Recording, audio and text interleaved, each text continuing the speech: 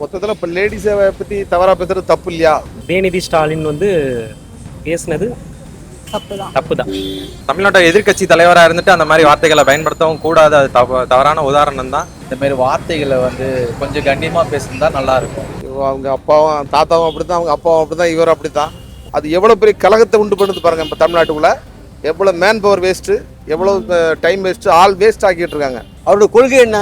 விவசாயத்துக்காக போராட்டம் பண்ணுறாரு. அதை பற்றி தான் பேசணும். முதலமைச்சர் பற்றி அவருடைய குடும்பத்தை பற்றியும் அவருடைய செயல்திறனை பற்றியும் பேசக்கூடாது. கரெக்ட் தான். கொஞ்சம் கைது பண்ணதான் அடுத்த ஸ்டேஜில் பேசும்போது கொஞ்சம் கவனமாக பேசுவாங்க. எவ்வளோ மக்கள் நன்மை செய்ய வேண்டிய வேலைக்கு எவ்வளவோ இருக்குது, எவ்வளோ நிறைய இருக்குது. ஏரி குளம் குட்டை காடு மலைகள் நிறைய வேலை செய்ய வேண்டியது இருக்குது. அதெல்லாம் செய்யாமல் எதையோ செஞ்சுட்டு இருக்கிறாங்க.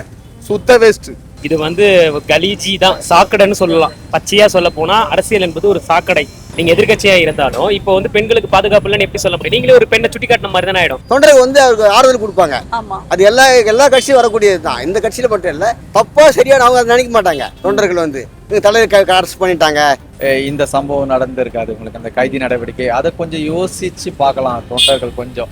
லயன் அரேபியன் டேட்ஸ், இப்போ அது லயனா டேட்ஸ். லயனா பிரீமியம் டேட்ஸ், சுத்தம், சுவை மற்றும் ஆரோக்கியம். போர்வைக்கால அட்டகாச ஆடியோ ஆஃபர் ஸ்டார்ட் ஆகிருச்சு. போர்வைக்கால பொருட்கள் வாங்கி 1 கோடி மதிப்புள்ள கிஃப்ட் வின் பண்ண வாய்ப்பை பெறுங்க.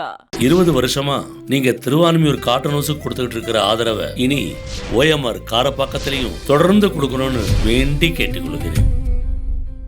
இன்னைக்கு காலையில உதயநிதி அவர்கள் கைது பண்ணிருக்காங்க. நேத்து காஞ்சிபுரத்துல அவர் பேசின சில வார்த்தைகள்னால அது சரியா தவறா? மொத்தத்தில் இப்போ லேடிஸை பற்றி தவறாக பேசுறது தப்பு இல்லையா? ரொம்ப தப்பான விஷயத்தில் அப்படி பேசக்கூடாதுல்ல. அதையும் ஒரு பொறுப்பாக இருக்கிற பெரிய மனுஷனாக இருக்க ஆட்கள் அப்படி பேசவே கூடாது. அதுலேயும் மக்கள் பிரதிநிதியாக இருக்கிற சுத்தமாக பேசக்கூடாது. மிகவும் கண்ணியமாக பேசணும். நம்ம நாட்டில் அரசியலில் சாதாரண விஷயம் இது. மக்களால் பேசப்படுற ஒரு விஷயம் என்னன்னா, எல்லா இடத்துலையும் காமனாக அவதூறாக பேசுறது, டபுள் மீனிங்கில் பேசுறது எல்லாம் சாதாரணமாக ஆயிடுச்சு. ஏன்னா நம்ம படிக்கிற குழந்தைக்கு சொல்லி கொடுக்குறோம், நல்லதா பேசு, அப்போ இப்படிலாம் இருக்காது அப்படின்னு. ஒரு நாட்டை ஆள்றவங்க இப்போ அவர் பார்த்தீங்கன்னா எதிர்கட்சியில் இருக்கார். ஸோ புதர்க்கமும் பேசதான் செய்வாங்க, அதுக்கு தான் பிரச்சாரமும் பண்ணுறாங்க. ஆளுங்கட்சி எப்போதுமே 2-3 விஷயங்களை எடுத்து சொல்லக்குள்ள எதிர்கட்சியாக இருக்கிறவங்க நேர்மறையாக தான் பேசுவாங்க. ஆனால் அவர் பேசுறது தப்பு தான். கீழ்த்தனமான வார்த்தை தான். இருந்தாலும் மக்கள் மனசுல இப்போ ஆளுங்கட்சியா இருக்கிற தாவேகா பெரிய புள்ளி வகுக்கிற மாதிரி இருக்கு. இருந்தாலும் இந்த நேரத்துல அவரை இந்த விஷயத்தை டிபெண்ட் பண்ணி, அது அவரோட இண்டிவிஜுவலுங்க. டிவிகேவோட தலைவர் சரிங்களா, முதலமைச்சராக இருக்கிறவங்களுக்கு அவங்களுக்கு இண்டிவிஜுவல் ஹாப்பி கேரக்டர் வைஸ் அதெல்லாம் நம்ம பேசவே கூடாது. யார் வேணாலும் எப்படி வேணாலும் இருக்கலாம். அவரு முதலமைச்சராக இருந்து அவரோட ஒர்க் அவர் கரெக்டாக தானே பண்றாரு. அப்படிங்கக்குள்ள நம்ம அதில் எந்த ஒரு மாற்று கருத்தும் கிடையாது. ஆனால் உதயநிதி ஸ்டாலின் பேசுனது தப்பு தான். அது எந்த வகையிலையும் மறுக்க முடியாது. ஆனால் இப்போ அவர் அரெஸ்ட் பண்ணதில் நியாயங்கள் என் சைடில் பார்த்தா, ஏன்னா நம்ம நாட்டில் நிறைய பிரச்சனைகள் ஓடிட்டு இருக்கு, எவ்வளோ பிரச்சனைகள் இருக்குது. அதெல்லாம் விட்டுட்டு சர்வசாதாரணமாக அவர் அரெஸ்ட் பண்ணவும் முடியாது. இருந்தாலும் அரெஸ்ட் பண்ணிட்டாங்க. எங்கே பார்த்தாலும் போராட்டமும் நடந்துட்டு தான் இருக்குது. அதெல்லாம் ரெஸ்கியூ பண்ணுறதுக்கு ஆளுங்கள் போலீஸ்லாம் நிறைய பேர் இது பண்ணியிருக்காங்க. ஆளுங்கட்சி அவங்க இருந்தப்ப எந்தெந்த போலீஸ் சப்போர்ட்டிவாக இருந்தாங்களோ அவங்களே இன்னைக்கு அவங்களை அரெஸ்ட் பண்ண போயிருக்குது. மக்கள் மனசில் ஒரு கொஸ்டின் மார்க் தான். நிறைய பெரும்புள்ளிலாம் இதில் அரெஸ்ட் ஆகுற மாதிரிலாம் போயிட்டு இருந்தாங்க. வேனில் பார்த்தேன், அந்த வீடியோஸ்லாம் பார்த்தேன். இருந்தாலும் அதுக்கு என்ன சஜஷன் எடுப்பாங்களோ அது எடுக்கலாம். அரெஸ்ட் பண்ணுறது ஒரு சொல்யூஷன் கிடையாது. இன்னைக்கு அரெஸ்ட் பண்ணிட்டு அவர் என்ன நாளைக்கு வெளில வர மாட்டாரா என்ன? நீங்கள் சொல்லுங்கள். எல்லாருக்கும் உள்ளதான். மேபி நார்மலாக போலீஸ் ஸ்டேஷனில் எழுதி வாங்கிட்டு அனுப்புவாங்க. அவங்க பெரிய ஆளாக இருக்காங்க, பெரிய லெவலில் இருக்காங்க. அது மட்டும் இல்லாமல் எதிர்கட்சி தலைவராக இருக்காரு. என்ன நடக்குமோ அதான் நடக்குங்க. நம்ம கையிலலாம் ஒன்றுமே கிடையாது. நம்மளாம் நார்மலாக ஒரு நார்மல் பீப்புள் தான். ஓட்டு போட்டு ஜெயிக்க வச்சோம் அப்படிங்கிற ஒரு கான்செப்டில் தான் நம்ம இருக்கோம். என்ன நடந்தாலும் நன்மைக்கே நடக்கணும். எதோ ஒரு அசம்பாவிதமும் நடக்காமல், மக்களுக்கு எது ஒரு தீங்கு விளைவிக்காமல் இருந்தால் கொஞ்சம் நல்லா இருக்கும்னு நான் நினைக்கிறேன். நேற்று மீட்டிங் பார்த்தேன். அவருக்கு தஞ்சாவூரில் மீட்டிங் போட்ட விவசாயிக்கு கோசம்.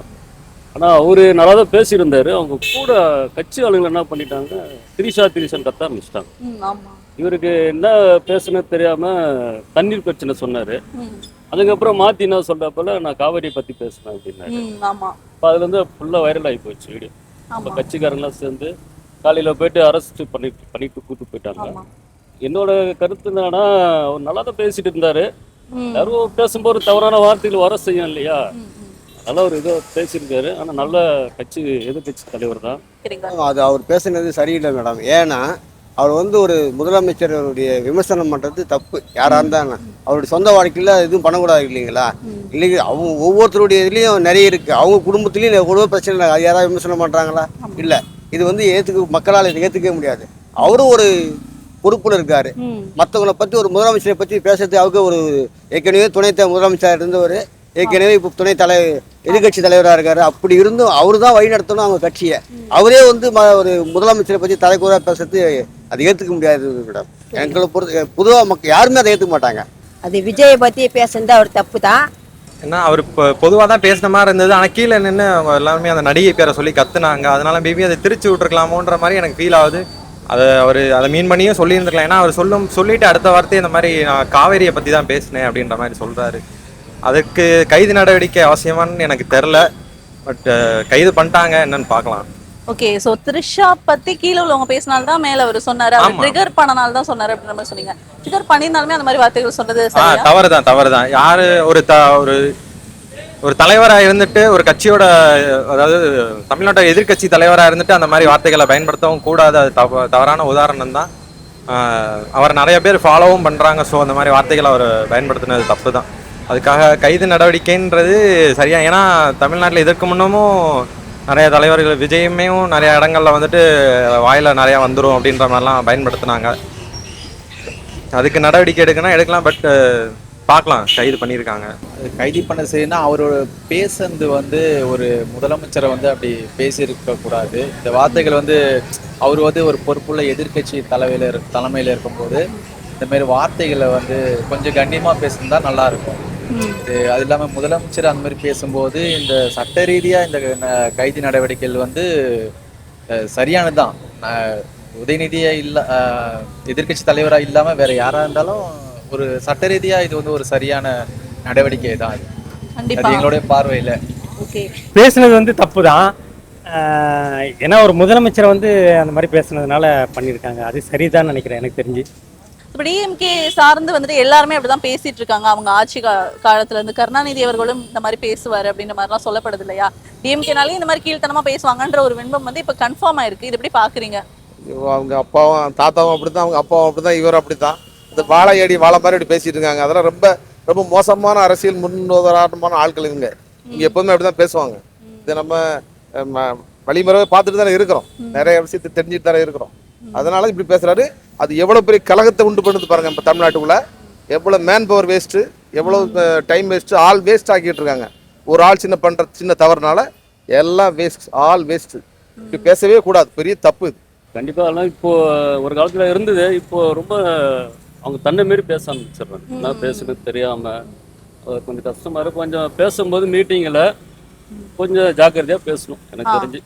ஆனா எனக்கு சரியா தவறுனா தவறு இல்லாம தான் தெரியுது. ஒரு எமோஷனல்ல பேசியிருப்பாரோ. அதனால டிவிகே சார்பில் இருந்து கைது பண்ணது சரிதான்றீங்க? சரிதான். ஏன்னா ஏற்கனவே இது மாதிரி பண்ணவங்க அவங்க பண்ணியிருக்காங்களே எத்தனையோ முறை. அது நிறைய எடுத்துக்காட்டுல நிறைய இருக்கு. அது எந்த வித காரணமும் ஏற்றுக்கவே முடியாது. அது உண்மையிலே இது என்னை பொறுத்த வரைக்கும் தப்பு தான். அது அவர் வந்து இந்த மாதிரி பேசுனது தப்பு தான். பொது இடத்துல வந்து அவர் அவருடைய கொள்கை என்ன, விவசாயத்துக்காக போராட்டம் பண்றாரு, அதை பற்றி தான் பேசணும். முதலமைச்சர் பற்றி அவருடைய குடும்பத்தை பற்றியும் அவருடைய செயல்திறனை பற்றியும் பேசக்கூடாது. செயல்னா பொதுவான செயலை பற்றி பேசலாம். அவருடைய வீடு அவரு கூட இதை பற்றி பேசக்கூடாது இல்லையா? அது வந்து யாராலையுமே அதை ஏற்றுக்க முடியாது. சரி, இப்போ டிவிகே சைட்ல இருந்து கேஸ் ஃபைல் பண்ணிருக்காங்க இல்லையா, அது சரி? அப்போ உங்களுக்கு தவறா பேசுற ஆள் மேல நடவடிக்கை எடுத்தானே ஆகணும். எடுக்கலாம், அது சரியா வராது இல்ல. அரசாங்கம் அதை தன் கடமை செய்யணும்ல. மக்கள் வந்து பார்த்துட்டு ஆட்கள் அவங்க சார்பா ஒரு 10-20% இருப்பாங்க. 80% மக்கள் பொது பப்ளிக் இருக்காங்கல்ல, அவங்களுக்கு இது சரின்னு தெரியணும்ல. அதை நிரூபிச்சு காட்டணும்ல, கோர்ட்ல கொண்டு பிடிச்சு பண்ணணும்ல. கரெக்ட் தான். கொஞ்சம் கைது பண்ணதான் அடுத்த ஸ்டேஜ்ல பேசும்போது கொஞ்சம் கவனமா பேசுவாங்க. சரிங்களா? யாரா இருந்தாலும் நானே கொஞ்சம் திமுறா அப்படியே பெரிய ஆளு கட்சி அப்படின்னு பேசும்போது கொஞ்சம் அரெஸ்ட் பண்ணாதான் அடுத்த வார்த்தைகளும் கரெக்டா வரும்ட்டு ஒரு நம்பிக்கை. இதை எடுத்து டிஎம்கே சார்பில் இருந்து நிறைய போராட்டம் வந்து நாங்க பண்ணுவோம், கண்டிப்பா கைது பண்ணா அப்படின்ற மாதிரி போராட்டம் ஒரு செட் பண்ணிட்டு இருக்காங்கல்ல, அது எப்படி பாக்குறீங்க? அது கரெக்டா? டிஎம்கேக்காரங்க அப்பத்துல இருந்து எதனா இருந்தாலும் போராட்டம் தான் பண்ணுவாங்க. நிறைய வாட்டி பார்த்துருக்கேன். எதுனா ப்ராப்ளமோ உடனே போராட்டம் பண்ணுவாங்க. அது போராட்டம் பண்ணி அவங்க வந்து நாங்கள் தான் ஜெயிச்சுன்ட்டு ஒரு இதுவாக பேசுவாங்க. அதனால் வந்து அவங்க இதில் பார்த்தீங்கன்னா அவங்க கரெக்டாக சொல்கிறாங்க. பப்ளிக் நம்ம பார்க்கும்போது இது வந்து நம்மளுக்கு தேவையில்லாத வேலை அப்படின்ட்டு நம்ம போக வேண்டியதாக இருக்குது. நம்ம என்ன அவங்க கட்சிக்கார வந்து இப்போ எங்கள் கட்சிக்கு பேசுனான்ட்டு அது ஒரு சண்டை வரும். அதனால் நம்ம வந்து நீ கேட்குறதுனால ஒரு வகையில் சரி, ஒரு வகையில் தப்பு தான். எல்லாருக்குமே வந்து ஒரு ஆட்சியில் இருந்துட்டு ஆட்சி நம்ம இல்லைன்ற போது அடுத்தவங்க ஆட்சி ஆளுறதை பற்றி அவங்களால ஏற்றுக்க முடியாது. அது எல்லாருக்கும் வரக்கூடியது தான். அதனுடைய காழ்ப்புணர்ச்சி தான் எதோ பண்ணுவாங்க. அது நம்ம வந்து அதெல்லாம் பெருசாக நினைக்க முடியாது. ஏன்னா அவங்க வந்து நமக்கு இல்லை, நம்மளை கூட வந்துக்கிட்டு எல்லாமே பண்ணிட்டாங்கன்றதுக்கு ஒன்று இருக்கும். ஏன்னா நம்ம ஆட்சி போயிடுச்சுன்ற வெறுப்பில் ஏதாவது தூண்டி விடுவாங்க. அது எல்லா கட்சியிலையும் நடக்கக்கூடியது தான். அது வந்து அதெல்லாம் நம்ம பெருசாகவே எடுத்துக்க முடியாது. சரி, இப்போ அவரை வந்து அரெஸ்ட் பண்ணனால நாங்களாம் போராட்டம் பண்ணுவோம் அப்படின்னு டிஎம்கே தொண்டர்கள் வந்து ரொம்ப கொதிச்சுக்கிட்டு இருக்காங்க. இது எப்படி பாக்குறீங்க? போராட்டம் நடக்குமா? வேஸ்டான ஆள், டைம் வேஸ்ட், ஆல் வேஸ்ட், இந்த மாதிரிலாம் பண்ணவே கூடாது. எவ்வளோ மக்கள் நன்மை செய்ய வேண்டிய வேலைக்கு எவ்வளவோ இருக்குது, எவ்வளவு நிறைய இருக்குது. ஏரி குளம் குட்டை காடு மலைகள் நிறைய வேலை செய்ய வேண்டியது இருக்குது. அதெல்லாம் செய்யாமல் எதையோ செஞ்சுட்டு இருக்கிறாங்க. சுத்த வேஸ்ட். கண்டிப்பாக பண்ணி தாங்க ஆவாங்க. அவர் வந்து எதிர்கட்சி தலைவர். அது மட்டும் இல்லாமல் உதயசூரியனோட கட்சியில் அவங்க அப்பா கலைஞர், அதுக்கப்புறம் ஸ்டாலின், இப்போ வந்து அவங்களோட பையன் உதயநிதி இருக்காப்ல. அப்படிங்கிறது அதுக்கு ஏற்ற சப்போர்ட்டிவ் இருக்க தானே செய்யும் மக்கள் இடத்துல. மக்கள் போராட மாட்டாங்க, கட்சிக்காரவங்க போராடி தானே ஆவாங்க. எப்படி என்னோட தலைவரை நீங்க அரெஸ்ட் பண்ணலாம் அப்படின்னு கொஸ்டின் மார்க் வரதானே செய்யும். அது மாதிரி இல்லாம இருந்தா தான் நம்ம ஆச்சரியப்படணும். போராட்டம் நடக்கிறது இயல்பு இல்லை, உண்மையா நடந்துதான் ஆகும். சரி, இதை எடுத்து வந்துட்டு நிறைய பேர் வந்து சொல்ற விஷயம் என்னன்னா, டிஎம்கே எல்லாருமே இப்படிதான் பேசுவாங்க. ஏன்னா இதுக்கு முன்னாடி வந்து கருணாநிதியும் ஒரு இடத்துல இப்படி பேசியிருந்தாரு அப்படின்னும், ஸ்டாலின் சாரும் அப்படி பேசியிருந்தாங்க அப்படின்ற மாதிரி, இப்போ உதயநிதி சார் அப்படின்ற மாதிரி ஒரே ஒரு விஷயம் தான் சொல்றேங்க. ஆட்சியில அரசியலை பொறுத்த வரைக்குமே நேர்மாறாதான் இருக்கும். நீங்க ஆளுங்கட்சியா இருக்கக்குள்ள எதிர்கட்சியா இருக்கிறவங்க நேட்டிவா மாறாதான் பேசுவாங்க. அதனால வந்து அதெல்லாம் நம்ம வந்து காம்ப்ரமைஸ் பண்ண முடியாது. இது வந்து கலீஜி தான், சாக்கடைன்னு சொல்லலாம். பச்சையா சொல்ல போனா அரசியல் என்பது ஒரு சாக்கடை. என்ன அதுல வந்து நல்லபடியா ஒரு அரசியல் பயணத்தை தொடர்றது மக்கள் கையில தான் இருக்கு. இதுக்கு சப்போர்ட் பண்றதும் இல்ல டிஸ்கண்டினியூ பண்ணாம இதை அழகா ஸ்டாப் பண்றதும் ஃபுல் ஸ்டாப் வைக்கிறதும் மக்கள் கையில தான் இருக்கு.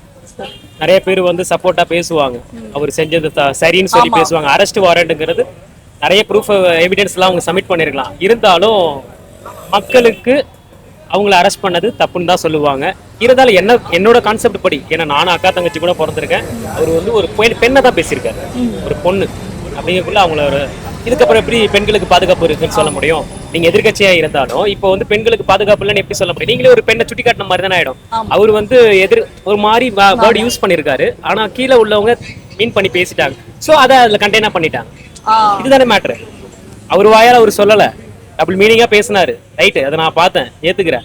ஆனாலும் டபுள் மீனிங்கா பேசுறத ஃபுல் ஸ்டாப் வச்ச மாதிரி அவங்க கட்சி தொண்டர்கள் தானே பேசினாங்க, ஆக்ரோஷமா பேசி பேசி பேசி. ஸோ அதுதான் இப்ப சர்ச்சையை கிளப்பிடுச்சு. அது எல்லாருக்குமே அது போராட்டன்றது எல்லா இடத்துலயும் நடக்கூடியது தான். அதெல்லாம் நம்ம பெருசா எடுத்துக்க முடியாது. ஒரு தலைவர் கைது பண்ணா தப்பு அவர் மேல இருந்தா கூட தொண்டர்கள் வந்து அவருக்கு ஆறுதல் கொடுப்பாங்க. அது எல்லா கட்சியும் வரக்கூடியது தான். இந்த கட்சியில மட்டும் இல்லை, எந்த கட்சியிலையுமே வருது. தப்பா சரியான அவங்க அதை நினைக்க மாட்டாங்க. தொண்டர்கள் வந்து தலைவர் அரெஸ்ட் பண்ணிட்டாங்க அப்படிதான். எத்தனை முடி அம்மாவை அரெஸ்ட் பண்ணும்போது அவங்க தொண்டர்கள் வந்து கொதிச்சாங்க. அதே கலைஞர் அரெஸ்ட் பண்ணும்போது திரும்ப தொண்டர் கொதிச்சாங்க. இது எல்லாம் ஏற்கனவே நடந்திருக்கு, நடக்காம இல்லை. இதுக்கு முன்னாடி ஒவ்வொருத்தருடைய வழியை வகுத்துட்டாங்க. அந்த வழியை வரவங்க திரும்பி பின் பண்றாங்க. இதை வேற ஒன்றும் இல்லை. நமக்கு முன்னாடி ஆண்டவனுடைய வாழ்க்கை வரலாறு பார்க்கும்போது அவங்க இப்படிதான் பண்ணியிருக்காங்க, எதனால பண்ணாங்க அப்படின்னு அப்படி வந்துகிட்டே இருக்கு. போராட்டம் அவங்க சைட்ல இருந்து பார்க்கும்போது அது சரியா தான் இருக்கு. பட் அதான் பார்ப்போம். இன்னைக்கு கோர்ட்லேயுமே இன்னைக்கு விடுவிச்சிடணும் அப்படின்ற மாதிரி சொல்லியிருக்காங்க. விசாரணை நடத்திட்டு விடுவிச்சிருவாங்க தான் நினைக்கிறேன். நான் பார்க்கும்போது நாளைக்கு பட்ஜெட் வேற தாக்கல் பண்றாங்க. ஸோ அதனால கைது நடவடிக்கைன்ற மாதிரி என்னோட இதுல இருந்து நான் சொல்றேன். பட் அதான் விடுவிச்சிருவேன்னு சொல்லியிருக்காங்கல்ல, பார்க்கலாம். அது வந்து அவங்க திமுக அவருடைய தலைவரை கைது பண்ணதுனால அவங்க போராட்டம் நடத்துறாங்க. இது வந்து அவங்களோட பார்வையில் அது சரியா இருக்கு. பட் அது கொஞ்சம் அனலைஸ் பண்ணலாம். ஏன் அந்த வார்த்தையை பேசாம இருந்திருந்தா இந்த சம்பவம் நடந்திருக்காது உங்களுக்கு, அந்த கைதி நடவடிக்கை. அதை கொஞ்சம் யோசிச்சு பார்க்கலாம். தொண்டர்கள் கொஞ்சம் நடந்தது அந்த ஆக்ஷனை யோசிக்க மாட்டாங்க, அந்த ரியாக்ஷன்ஸ் மட்டும்தான் பேசுறாங்க. ஸோ அது கொஞ்சம் பார்த்து பண்ணா நல்லது. ஏன்னா ஒரு கட்சி தலைவர்னா கண்டிப்பா போராட்டம் பண்ணாதான் அவருக்கு வேல்யூ இருக்கும். இல்லைன்னா யாருமே அப்போஸ் பண்ணலன்னா ஐயோ நமக்கு வேல்யூவே இல்லையே, நம்மளுடைய மதிப்பு இவ்வளவுதானான்ற மாதிரி அவர் நினைச்சிடக்கூடாது இல்ல. அப்ப அந்த பின்பத்தை கிரியேட் பண்றாங்கன்னு நினைக்கிறேன். ஆமா, அது கண்டிப்பா இப்போ ஒருத்தர் சப்போர்ட் பண்ணிடுறோம், அது முழுமையா பண்ணணும்ல. அவர் நல்லது பண்ணாலும் சரி கெட்டது பண்ணாலும் நம்ம சப்போர்ட் பண்ணி ஆகணும். அதுக்கு அந்த இதுக்காக தான்.